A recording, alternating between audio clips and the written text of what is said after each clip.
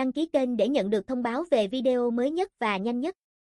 5 bộ phim Hoa ngữ đồng loạt mở điểm Đao Bần. Mới đây, thị trường phim truyền hình Hoa ngữ ghi nhận diễn biến đáng chú ý khi hàng loạt tác phẩm đang phát sóng đồng loạt được chấm điểm trên nền tảng Đao Bần. Kết quả cho thấy sự phân hóa rõ rệt giữa các dự án, khi điểm số trải dài từ mức khá đến thấp, phần nào phản ánh chất lượng nội dung cũng như mức độ đón nhận khác nhau từ phía khán giả. Một tòa án gia đình, 7.4 điểm, trường hợp hiếm hoi tăng điểm.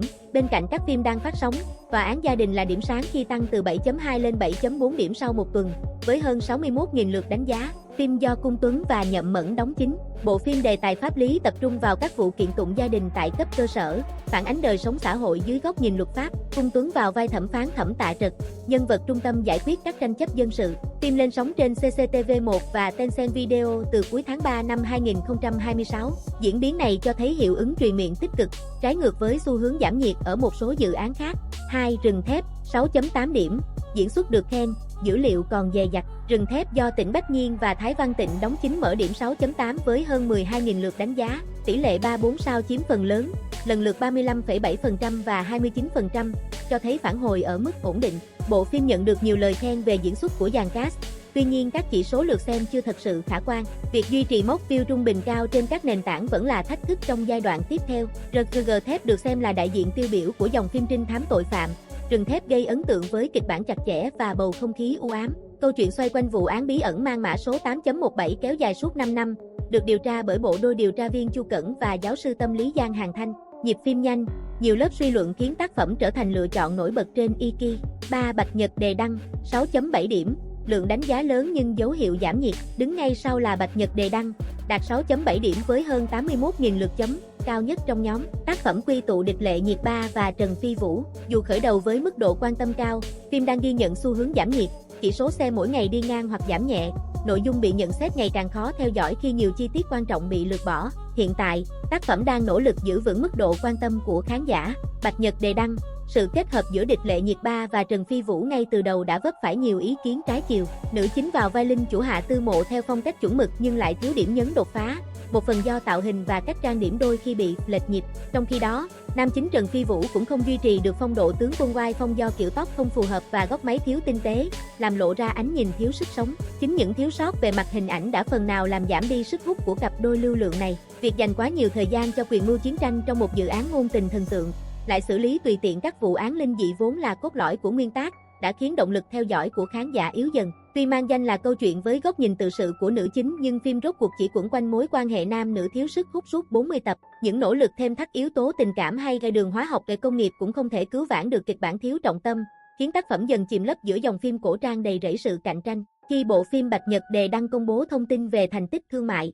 theo thông báo, toàn bộ 40 tập đều có quảng cáo và dự án được cho là đạt kết quả tốt về mặt hợp tác thương mại. Tuy nhiên, thông tin này ngay lập tức gây tranh cãi khi nhiều khán giả đặt nghi vấn về tính minh bạch của số liệu, đồng thời cho rằng thực tế phát sóng trước đó không tương xứng với những gì được công bố. Tranh luận nhanh chóng lan rộng, kéo theo làn sóng đánh giá trái chiều về chất lượng nội dung phim. Một bộ phận khán giả cho rằng kịch bản và cách xây dựng tuyến nhân vật chưa đủ chiều sâu, khiến màn thể hiện của dàn diễn viên bị hạn chế. Trong đó, Địch Lệ Nhiệt Ba trở thành tâm điểm bàn luận, với nhiều ý kiến trái chiều. Ở chiều ngược lại, không ít ý kiến cho rằng việc quy trách nhiệm hoàn toàn cho diễn viên là chưa công bằng, bởi chất lượng tác phẩm còn phụ thuộc vào kịch bản, đạo diễn và khâu sản xuất tổng thể. Những tranh cãi này khiến bộ phim nhanh chóng trở thành tâm điểm bàn luận, kéo theo nhiều luồng ý kiến đối lập trên mạng xã hội. Đáng chú ý, một số phát ngôn trước đây của Địch Lệ Nhiệt Ba về việc nghệ sĩ khó có quyền chủ động lựa chọn kịch bản tiếp tục được nhắc lại, làm dấy lên tranh luận về vị thế của diễn viên trong thị trường giải trí hiện nay. Nhiều người cho rằng ngay cả những ngôi sao hàng đầu cũng không hoàn toàn kiểm soát được dự án mà mình tham gia,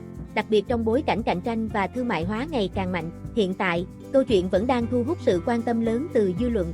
4. Nguyệt Lân Ỷ Kỷ, 5.3 điểm, nội dung gây tranh cãi. Sau khi chiếu hết, Nguyệt Lân Ỷ Kỷ đã mở điểm Đao Bần và điểm số ban đầu chỉ dừng ở mức 5.3 điểm từ hơn 31.000 lượt đánh giá, với tỷ lệ 1-2 sao chiếm tới gần 50%, một con số thấp đến bất ngờ, cho thấy khán giả nhận xét phim ở mức tạm được, trên trung bình.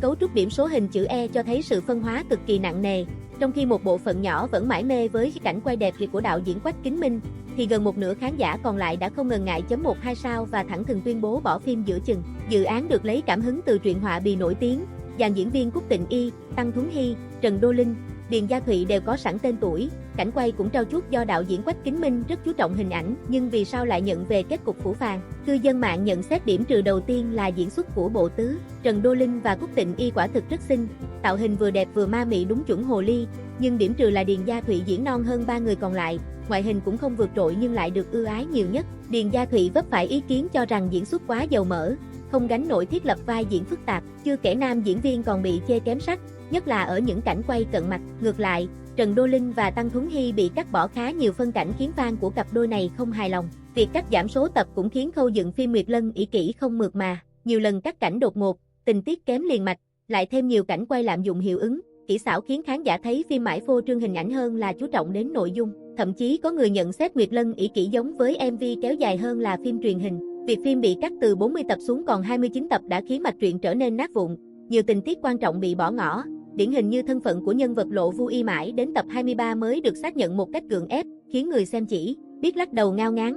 Kịch bản chẳng có nội dung gì, toàn là chụp ảnh nghệ thuật, nhạc chèn vào mọi lúc mọi nơi, xem lãng phí thời gian. Dù sở hữu vẻ ngoài hào nhoáng với dàn nam thanh nữ tú cùng sự hỗ trợ đắc lực từ đội ngũ phục trang, đạo cụ tinh xảo, Nguyệt Lân ỷ kỷ vẫn vấp phải những luồng chỉ trích gay gắt về tư duy làm phim trọng hình khinh nội dung của đạo diễn Quách Kính Minh. Điểm cộng lớn nhất và cũng là duy nhất giúp níu chân khán giả chính là nhan sắc bổ mắt của bộ đôi Cúc Tịnh Y, Trần Đô Linh cùng bối cảnh lung linh trong từng khung hình nghệ thuật. Tuy nhiên, sự mãn nhãn về thị giác không đủ để khỏa lấp một kịch bản bị ví như một đống rác với vô số tình tiết chấp vá và lộn xộn. Cách kể chuyện của Quách Kính Minh bị chê là quá rườm rà, tham lam với lối kịch bản nhảy vọt, thiếu bước đệm tâm lý cần thiết, dẫn đến việc khán giả không thể cảm nhận được sự gắn kết giữa hai nữ chính hay thấu hiểu lý do tại sao các nhân vật lại yêu nhau đến mức chết đi sống lại. Thậm chí, phim còn mang đến cảm giác như một bản phối lộn xộn giữa nhiều tác phẩm kinh điển, từ hơi hướng thanh xà đến cả những chi tiết gợi nhớ của Harry Potter, nhưng tất cả chỉ dừng lại ở bề nổi của sự ra vẻ huyền bí. Dù đã có những cố gắng nhất định trong việc dẫn dắt thế giới quan thông qua các vụ án nhỏ,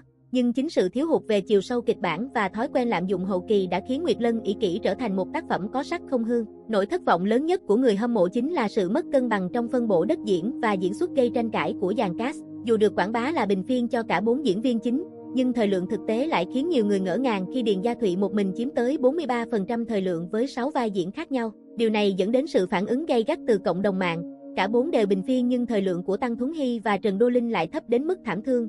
Đừng đổ lỗi cho họ kéo chân phim, ai được push thì chê người đó. Ngược lại, không ít khán giả đã lên tiếng bênh vực phim, khen kịch bản không mới nhưng vẫn thú vị, trang phục được đầu tư mạnh, kỹ xảo trau chuốt hơn nhiều phim khác. Chưa kể phong cách làm phim của Quách Kính Minh với nhiều cảnh quay cận, quay chậm tôn nhan sắc diễn viên cũng khá kén người xem, không phải ai cũng thích.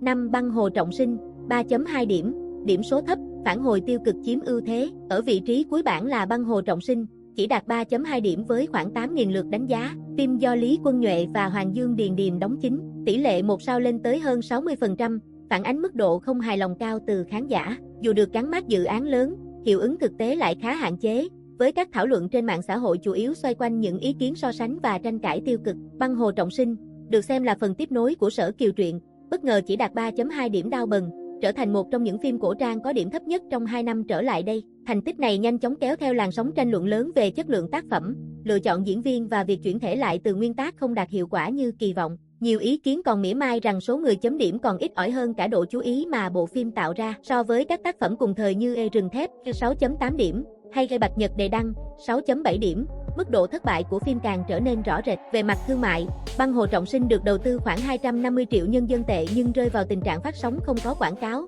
Khi các thương hiệu đồng hành, các nhãn hàng đồng loạt rút vốn. Trên hai nền tảng Tencent và Iki, lượt xem mỗi tập đều dưới 500.000, thị phần vân hợp chỉ đạt 3.6%. Từ mức S gửi kỳ vọng cao, phim nhanh chóng bị hạ xuống hạng A ngay khi phát sóng. Một trong những điểm gây tranh cãi lớn nhất là nữ chính Tiểu Triệu Lệ Dĩnh Hoàng Dương Điềm Điềm 19 tuổi, bị gán biệt danh tướng quân Baby. Khán giả cho rằng cô có gương mặt non nớt, ánh mắt thiếu chiều sâu, khi mặc giáp trụ trông giống trẻ con mặc đồ người lớn, không toát lên khí chất nữ tướng. Khi đứng cạnh nam chính Lý Quân Nhuệ, cả hai còn bị chê tạo cảm giác chú, cháu, thiếu hoàn toàn phản ứng hóa học. Không chỉ diễn viên, nội dung phim cũng bị đánh giá xuống cấp so với bản gốc Sở Kiều truyện. Nhân vật Sở Kiều từ hình tượng nữ tướng độc lập bị biến thành tuyến nhân vật phụ thuộc nam chính. Trong khi đó, Yến Tuân vốn là phản diện có chiều sâu, lại trở nên thiếu logic, bị nhận xét hành động cảm tính. Không những thế, những vụ lùm xùm với nữ chính Sở Kiều một Triệu Lệ Dĩnh cũng khiến hảo cảm của khán giả dành cho phần 2 này ngày càng kém đi. Sau vụ đoàn làm phim băng Hồ Trọng Sinh bị cho là đang công kích Triệu Lệ Dĩnh thì đến fan của nam chính Lý Quân Nhuệ đi nói Triệu Lệ Dĩnh ké nghiệt idol mình.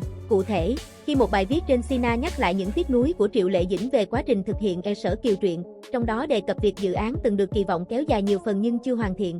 Chủ đề này nhanh chóng leo lên bảng xếp hạng tìm kiếm. Tuy nhiên, thời điểm xuất hiện lại trùng với giai đoạn quảng bá của bộ phim băng Hồ Trọng Sinh do Lý Quân Nhuệ tham gia, khiến một bộ phận khán giả đặt ra nghi vấn về mục đích kéo nhiệt, tức muốn gây chú ý. Từ đây, tranh cãi bắt đầu leo thang khi một số bài viết từ khán giả đăng tải những bình luận tiêu cực nhắm vào Triệu Lệ Dĩnh, sử dụng ngôn từ công kích về tuổi tác và sự nghiệp. Dù các bài đăng này được chia sẻ trong phạm vi hạn chế, nhưng sau đó bị chụp lại và lan truyền rộng rãi, gây bức xúc trong cộng đồng fan của nữ diễn viên. Nhiều người yêu mến Triệu Lệ Dĩnh phản ứng mạnh mẽ, cho rằng việc sử dụng ngôn từ xúc phạm là không thể chấp nhận, dù trong không gian riêng tư. Đồng thời, họ nhấn mạnh nữ diễn viên đã có vị trí vững chắc trong ngành với nhiều giải thưởng lớn và lượng khán giả rộng rãi, không cần phải dựa vào các chủ đề cũ để thu hút sự chú ý. Chưa kể, nhiều phân đoạn gây tranh cãi trong băng Hồ Trọng Sinh, như cảnh của công chúa Nguyên Huân bị xử lý theo hướng quay chậm làm đẹp hóa bi kịch, bị cho là biến nỗi đau nhân vật thành yếu tố gây chú ý. Các cảnh chiến đấu như đại chiến băng hồ cũng bị đánh giá phi thực tế, xa rời logic chiến tranh. Về mặt kỹ thuật, phim lạm dụng slow motion, cận mặt quá mức và hiệu ứng gió liên tục, khiến tổng thể bị nhận xét giả tạo. Hình ảnh phủ tông xám xanh nhưng lại thiếu chiều sâu, tạo cảm giác như phông nền kỹ thuật số. Trang phục và đạo cụ cũng bị chê rẻ tiền, áo giáp quá mới, thậm chí bị nhận xét như trang phục cosplay thiếu tính chân thực. Đáng chú ý, đạo diễn Lữ Hạo Cát Cát, con trai của biên kịch Hải Nham, từng thành công với Thái tử Phi Thăng Chức Ký và Mặt Vũ Vân Giang, lần này lại thất bại nặng nề, khiến nhiều khán giả bất ngờ. Sự thất vọng của khán giả còn khiến bản gốc Sở Kiều truyện tăng mạnh lượt xem, thậm chí tăng hơn 300% chỉ trong một ngày, lọt top trending. Nhìn tổng thể, đợt mở điểm lần này trên Đao Bần phản ánh rõ sự phân hóa của phim Hoa ngữ hiện nay, khi khán giả ngày càng khắt khe hơn với nội dung và cách triển khai. Điểm số không chỉ là thước đo chất lượng mà còn tác động trực tiếp đến sức hút và vòng đời của mỗi bộ phim trên thị trường.